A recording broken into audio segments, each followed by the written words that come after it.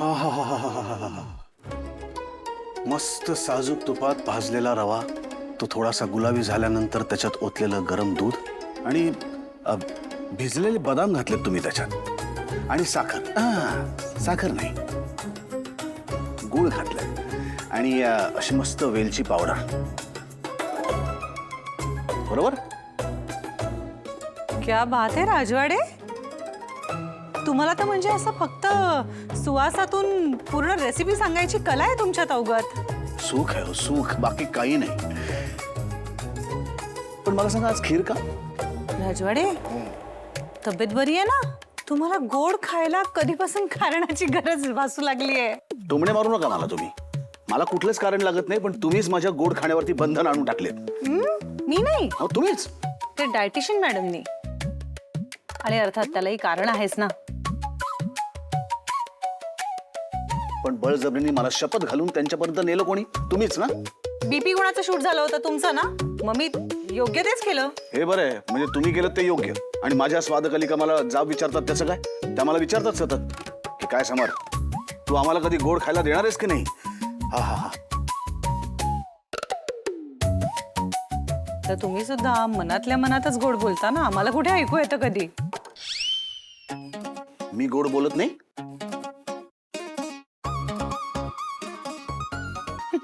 आता बोलत बसणार का ती खीर खाणार आहात? तेच म्हणतोय मी की आता माझ्या स्वादकलिका मला म्हणतायत की त्या खिरीला घे. ओके, खीर द्या. स्वानंदी मॅडम, स्वानंदी मॅडम इकडे द्या.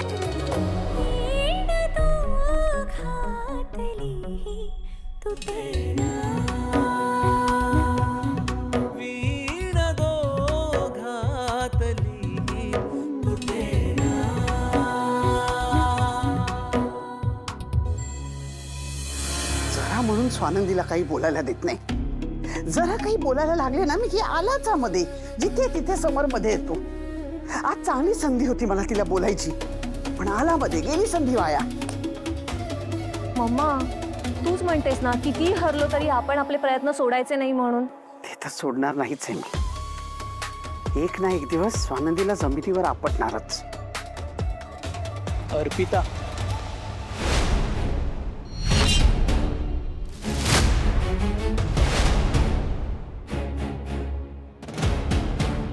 तुम्ही इथे? जावे बापू, इथे का उभं? या ना, या या आत या. अप्पी,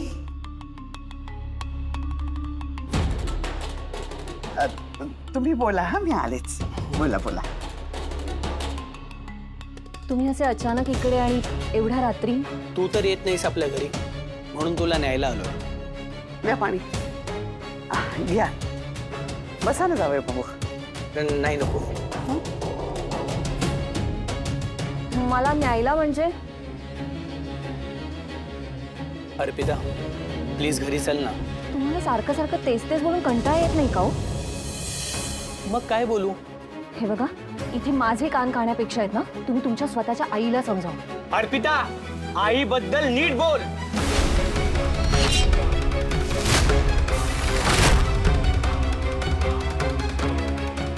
जावे बापू, किती चिडताय? शांत व्हा तुम्ही. एवढ्या रात्रीचे आलात, 2 घास खाऊन घ्या. मी इथे जेवायला नाही आलोय, मी इथे अर्पिताला घरी घेऊन जायला आलो. मी येणार. मी बोलते ना त्यांच्याशी. एक शब्द बोलायचा नाही. शांत राहा. तुम्ही चला जावे बापू, चला.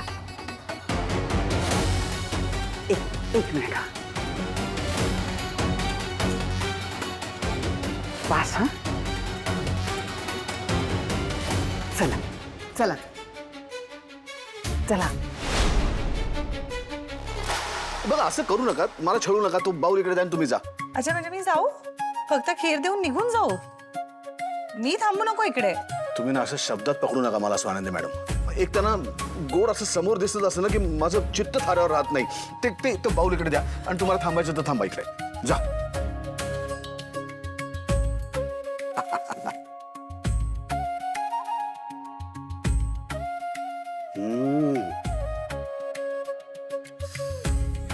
स्वानंदी मॅडम, तुम्ही याच्यात खसखस पण घातली आहे आणि थोडासा रोज एसेन्स.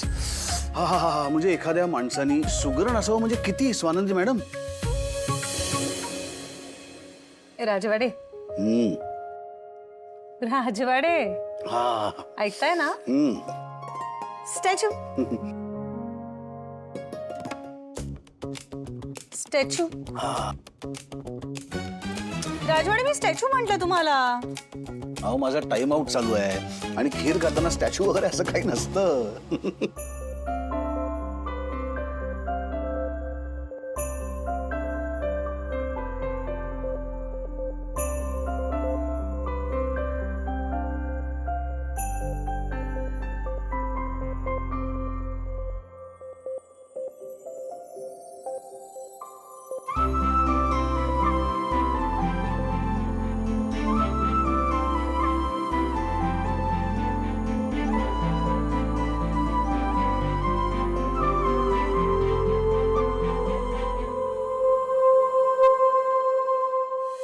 जेवा जेवा. बापरे, केवढं केलंय तुम्ही. याची खरंच काहीच गरज नव्हती. अहो असं कसं, जावई आहात तुम्ही या घरचे, जावयाचा मान असतो. जेवा जेवा, भूक लागली असेल. हो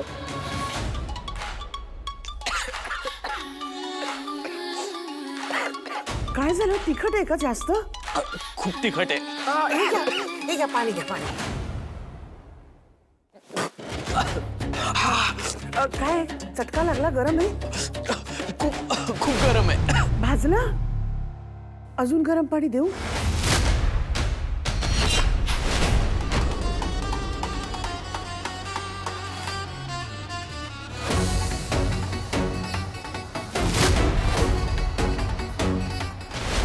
तुम्हाला एक सल्ला देऊ का जावई बापू? नका ना एवढं चिडू अप्पीवर. कसं आहे ना, तुमच्या तब्येतीला त्रास होईल, बाकी काही नाही.